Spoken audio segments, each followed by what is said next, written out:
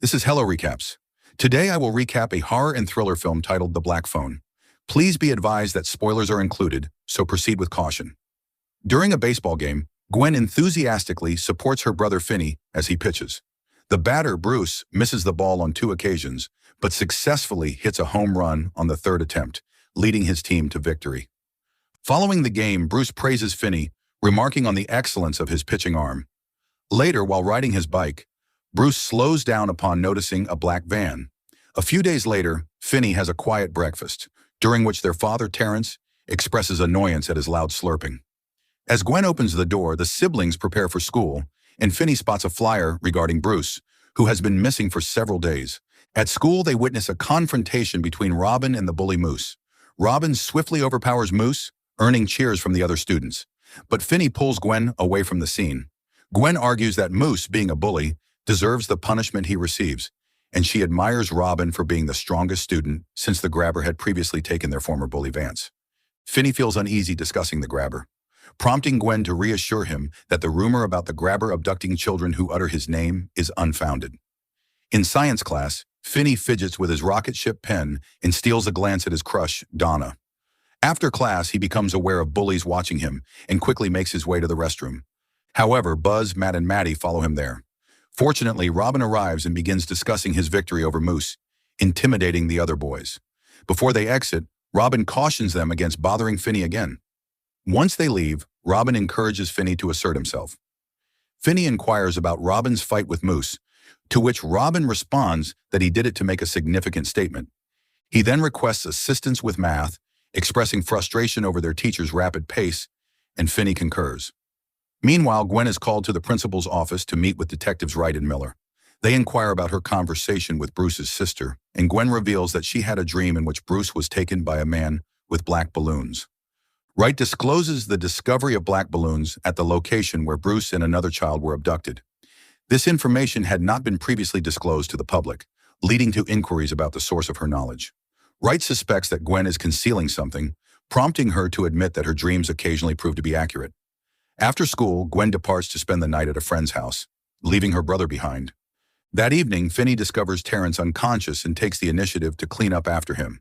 Subsequently, he indulges in ice cream while watching horror films until he eventually drifts off to sleep. The following morning, Finney awakens to the sound of Gwen screaming as their father punishes her with a belt, accusing her of instigating police inquiries at his workplace. Despite her insistence that she is not to blame, Gwen threatens to shatter his liquor bottle if he strikes her again. Terrence retaliates with a warning that, should she do so, he will hit her twice as hard. Nevertheless, Gwen proceeds to drop the bottle, resulting in its breakage and the spillage of its contents. Consequently, Terrence strikes her once more. As Gwen weeps, their father reminds her that she is not her mother, who perceived things that were not real. He asserts that her dreams are merely figments of imagination, and the terrified girl is compelled to acquiesce. Soon after, Finney joins his distraught sister to offer her comfort. Meanwhile, Robin visits a store and encounters a man exiting a black van.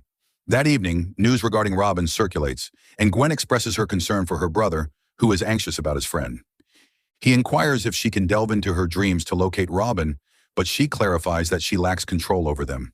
Nevertheless, Gwen prays to Jesus in her room, seeking guidance to find Robin. When their father turns off the hallway lights, Gwen hastily retreats to bed. Before leaving, he expresses his love for her, to which Gwen responds in kind.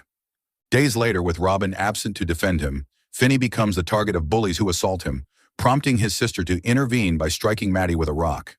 She then confronts Buzz, who overpowers her and throws her to the ground. With her incapacitated, Buzz and Matt continue their assault on Finney. In science class, the teacher instructs the students to select partners, resulting in everyone pairing up and leaving Finney isolated. Donna volunteers to be his partner. After school, Gwen playfully teases him about Donna before parting ways to spend the night at a friend's house.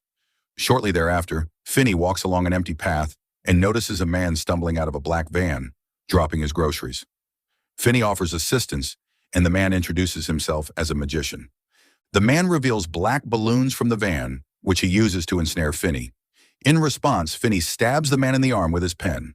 However, the man retaliates by spraying a substance into Finney's mouth and drags him into the van. Upon regaining consciousness, Finney finds himself thrown onto a bare mattress in an unremarkable room. The captor complains about his injured arm, but reassures Finney that he will not harm him further. Suddenly, a phone rings in the distance, prompting the captor to promise an explanation upon his return. Once the captor closes the door, Finney attempts to open it, only to discover it is locked. He then explores the room and finds a separate area with a toilet. Returning to the mattress, he notices a black phone mounted on the wall, but it is not connected. Meanwhile, Terrence calls Gwen from her friend's house, inquiring about Finney's whereabouts. Realizing her brother is missing, Gwen rushes out. The police are soon notified of his disappearance, and Gwen prays for her brother's safe return. Finney awakens to the sound of the phone ringing and checks it, but the captor informs him that it is inoperative. He assures Finney that he will be taken home soon, but first he must comply. Fearing capture, Finney promises not to inform the police if he is released. The captor merely laughs, indicating that the police are not the issue. Finney then deduces that there may be another person in the house and threatens to scream.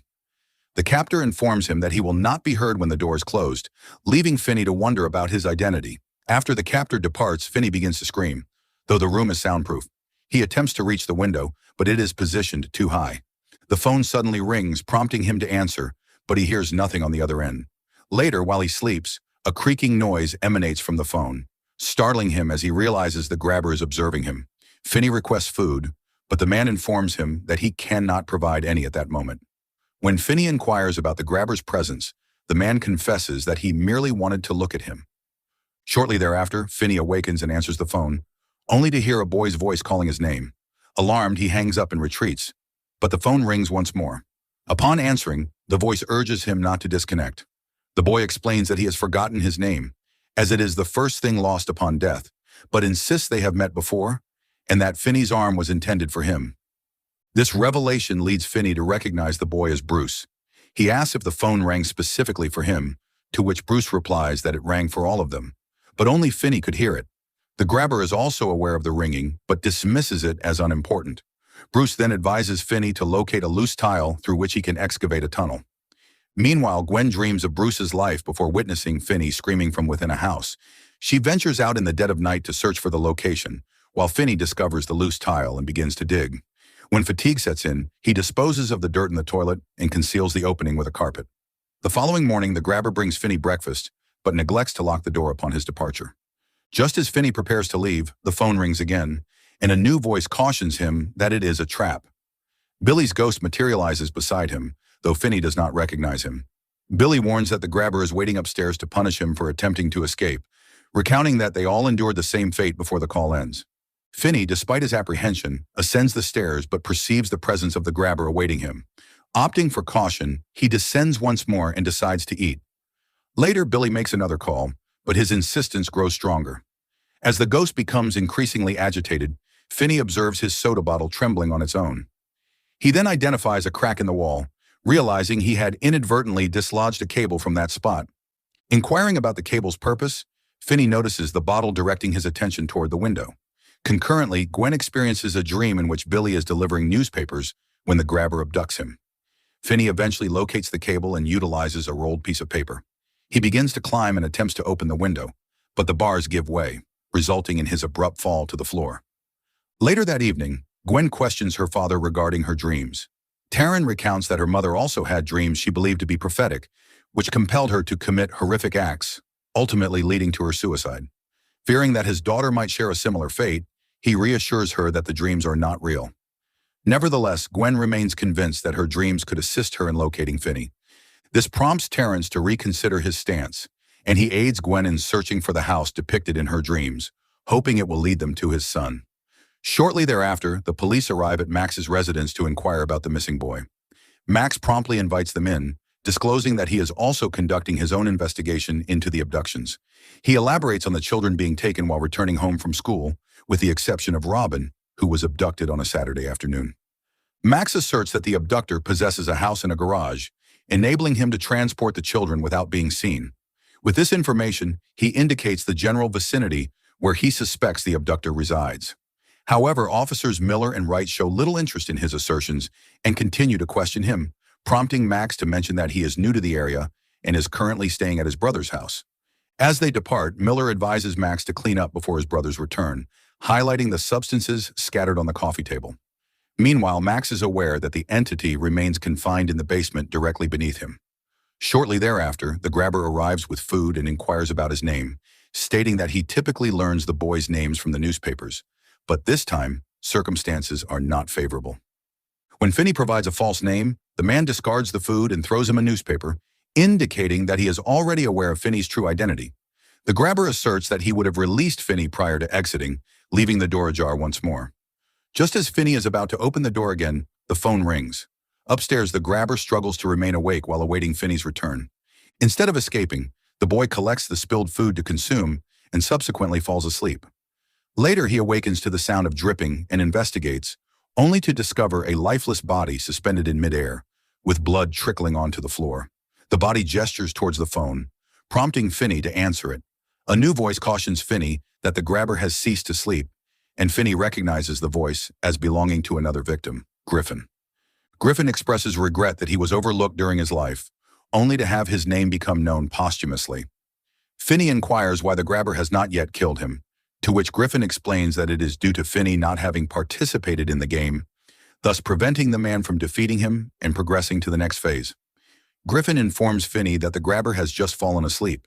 He mentions using his old bike lock for the storm door, but cannot recall the combination, although he has etched it into the wall. Finney searches for the numbers on the wall and gathers the courage to venture outside. Stealthily, he ascends the stairs and finds the grabber dozing in the kitchen. He quietly slips past him and locates the lock. After several attempts, he finally discovers the correct combination, but a dog begins to bark, rousing the grabber. Finney dashes outside as the man jumps into his van to pursue him.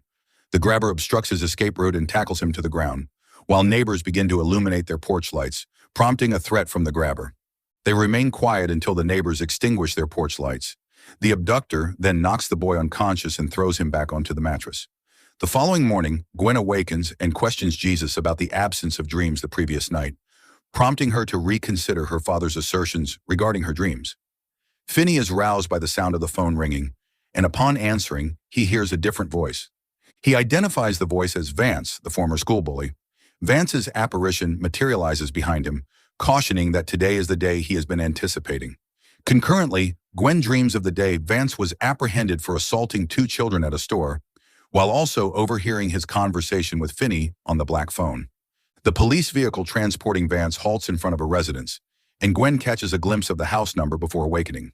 Back in the room, Vance informs Finney that the storage area is located behind a wall, but a freezer obstructs access. He instructs Finney to break through the wall, remove the panel to access the freezer, and then climb into the storage room.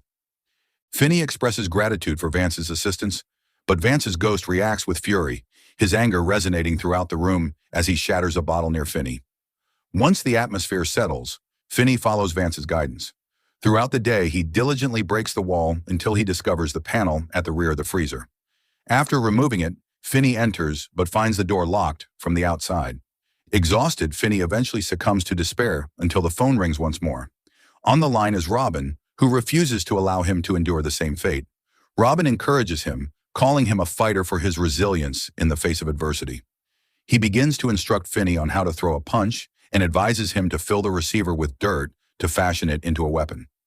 He discloses that this is the final opportunity, urging Finney to utilize the resources provided to facilitate his escape. The two exchange farewells before Finney disconnects the call. Following Robin's advice, Finney fills the receiver with soil and constructs a tripwire using the cable. Concurrently, Gwen resumes her search of the houses and encounters the apparitions of the grabber's victims. This sight causes her to lose her balance and fall off her bike, but she realizes she has arrived at the house she has been seeking. Without delay, she returns home to contact the detectives. Wright and Miller promptly set out, while Max observes that his brother's residence is situated in the vicinity where he suspects the grabber may be located. Shortly thereafter, Finney hears creaking sounds from the phone and notices the receiver shifting. The lights then illuminate, prompting Finney to seize the receiver, prepared to confront the situation. Instead, Max enters, astonished to discover that his brother is the grabber. To Finney's dismay, the grabber reappears and swings an axe at Max's head. Ultimately, the detectives arrive at the residence, finding Gwen waiting outside. As they proceed to investigate, the grabber accuses Finney of being responsible for his brother's demise. After retrieving the axe, the grabber summons his dog, which growls menacingly at Finney. Meanwhile, the police forcefully enter the house, only to find it deserted. The grabber places his dog's leash near the entrance, and then swings the axe at Finney. The boy evades the attack and makes a dash towards the bathroom. As the grabber pursues him, Finney pulls the cable, causing the grabber to stumble into a pit. The grabber's foot becomes ensnared in the window bars at the bottom, leaving him trapped. Finney strikes him with the phone, but the grabber retaliates by seizing him in a chokehold. In the midst of the struggle, Finney manages to remove the grabber's mask, inducing a state of panic in the man. This moment of distraction allows Finney to strangle him with the phone cord. Suddenly, the phone begins to ring, prompting Finney to place the receiver against the grabber's ear. From that point, he perceives the taunts of his victims until Finney ultimately breaks free by snapping his neck. Subsequently, Finney utilizes a piece of meat from the damaged freezer to divert the dog's attention, enabling him to ascend the stairs. Concurrently, an officer discovers a concealed basement door in the adjacent house. Inside, they uncover the location where the grabber inters his victims. In the meantime, Finney exits the house, and Gwen catches sight of him from across the street. She swiftly embraces him just before the police rush to his side. Shortly thereafter, Terrence locates them and embraces Finney's head. He implores his children for forgiveness regarding his past behavior, and the siblings find solace in their reunion. That evening, Wright reports that the grabber owned both houses, situated directly across from each other. One house served as the place where he kept the victims alive, while the other was designated for their burial. A few days later, Finney returns to school, where all the students, including his former tormentors, regard him with admiration. In science class, he sits beside Donna, feeling more self-assured than ever. Subscribe to view more videos like this. Enable notifications and leave a like, as it significantly supports